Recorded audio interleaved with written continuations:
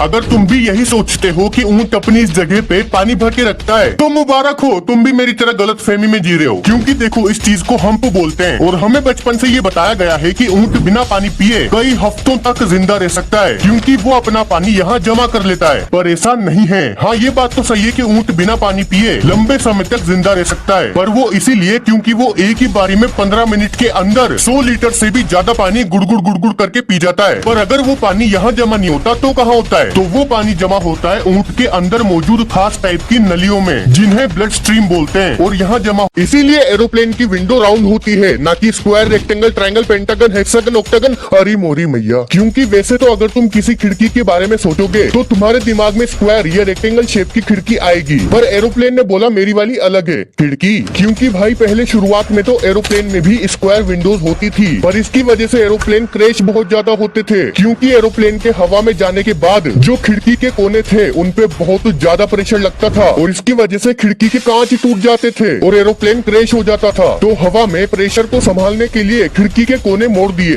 ये कोई normal drone नहीं बल्कि औकात से बाहर वाला ड्रोन है। आत्मघाती ड्रोन, मेरा सबसे फेवरेट, जिसे रशिया जंग में दबा के इस्तेमाल कर रहा है। ये मासूम ड्रोन दुश्मन के साथ साथ अपने आप को भी वफादारी से खत्म कर लेता है और काम पूरा होने तक की वीडियो भी भेज देता है। देखो, नॉर्मल ड्रोन्स रेडियो वेव्स पर चलते हैं और दुश्मन उन सिग्नल्स को आराम से जाम करके तुम्हारे ड्रोन की इज्जत लूट लेता है, लेकिन ये मेरा मासूम आत्मघाती ड्रोन एक पतली सी ऑप्टिक फाइबर की तार से ऑपरेटर से कनेक्टेड रहता है, इसीलिए इसे ना जैम किया जा सकता है और ना ही है। लेकिन अगर इसकी 20 किलोमीटर लंबी फाइबर की केबल को काट दिया जाए तो ड्रोन का खेल खत्म।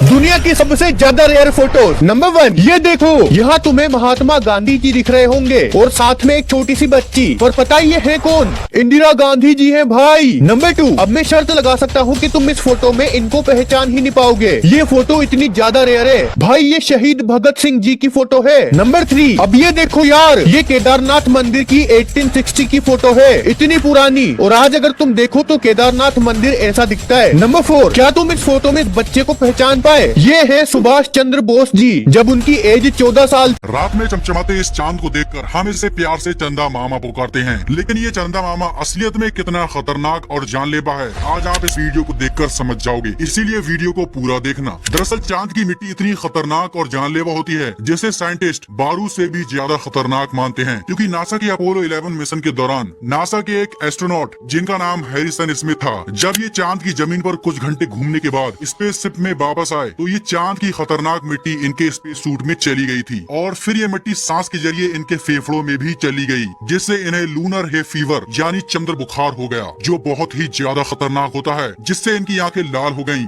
गला जाम होकर सूखने लगा और फेफड़े फूलने लगे और इनकी जान बड़ी मुश्किल से बचाई गई थी। और अगर एक नॉर्मल इंसान चांद की सिर्फ एक चम्मच मिट्टी निकल जाए तो उसके 90% फेफड़े और दिमाग की सेल्स नष्ट हो जाएंगी और वह इंसान कुछ ही समय में ऊपर पहुंच जाएगा। अगर ये कैट कई लोगों को लेफ्ट साइड घूमती हुई दिख रही होगी और कई लोगों को राइट साइड घूमती हुई दिख रही होगी, लेकिन क्या आपको पता है ये कैट दोनों डायरेक्शन में घूम रही है? इसको देखने के लिए आपने बस इसको ध्यान से देखना है। मुझे भी थोड़ा टाइम लगा, लेकिन मुझे दोनों डायरेक्शन में घूमती हुई दिख गई। वैसे तो इसकी एक ट्रिक भी है, लेकिन अगर मैं ट्रिक बताऊंगा तो सारा मजा खराब हो जाएगा। तो कमेंट्स में बताना किस किस को दोनों डायरेक्शन में घूमती हुई दिख गई।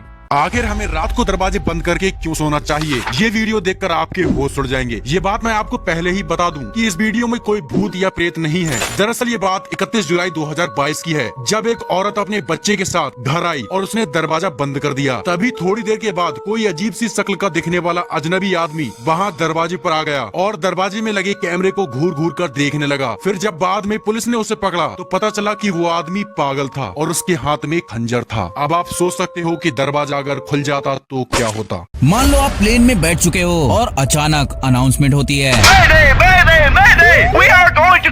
अब ऐसे में डरने का कोई फायदा नहीं, क्योंकि आप तो वैसे भी टकराओगे ही। इसलिए ये चीजें याद रखो। सबसे पहले आप कहाँ बैठे हो ये मैटर करता है। कहा जाता है कि विंग के पीछे की सीट बहुत सेफ होती है, क्योंकि यही प्लेन का सबसे मजबूत हिस्सा होता है। नेक्स्ट, एग्जिट कितनी दूर है ये गिन लो। अंधेरा हो, धुआं हो तो भी रास्ता याद रहना चाहिए। नेक्स्ट, जूते मत उतारो। क्रैश के बाद जमीन पर कांच होगा, आग होगी, नंगे पैर मतलब सीधा खतरा। अब मान लो सिचुएशन सीरियस हो गई है तो सबसे पहले सीट बेल्ट कसकर बांध बांध लो। ढीली बेल्ट मतलब टक्कर में सीधा उड़कर गंभीर चोट। अब जब प्लेन क्रैश होने वाली हो, रेस पोजीशन में आ जाओ। पैर जमीन पर मजबूती से टिके रहने चाहिए ताकि झटका कम लगे। अब सबसे इम्पोर्टेंट पार्ट, क्रैश के बाद अगर होश में हो तो एक सेकंड भी वेस्ट मत करो, सीधा एग्जिट की तरफ भागो और प्लेन से जितना हो सके दूर निकल जाओ, क्योंकि ज्यादातर लोग टक्कर से नहीं आग और धुएं से मरते हैं और जो जल्दी सही फैसला लेता है वही बचता है। सांप कितनी भी फुर्ती से बिल्ली पर अटैक करे लेकिन बिल्ली अक्सर बच ही जाएगी। पर कैसे? इसका राज छिपा है बिल्ली के बिजली जैसे रिफ्लेक्स में, जो कि आप इस वीडियो में देख सकते हो। इसमें सांप बिल्कुल बिल्ली के मुंह के पास आ जाता है और पीछे हटने के बजाय बिना डरे बिल्ली उसे देखती रहती है। और जैसे ही सांप अटैक करता है तो इतने से टाइम में बिल्ली पीछे हटकर चाटा भी मार देती है, क्योंकि जहां सांप का रिएक्शन टाइम 44 से 70 मिली सेकेंड्स होता है, वहीं बिल्ली का सिर्फ 20 से 70 मिली सेकेंड्स होता है। तभी तो इस बिल्ली में इतना कॉन्फिडेंट था।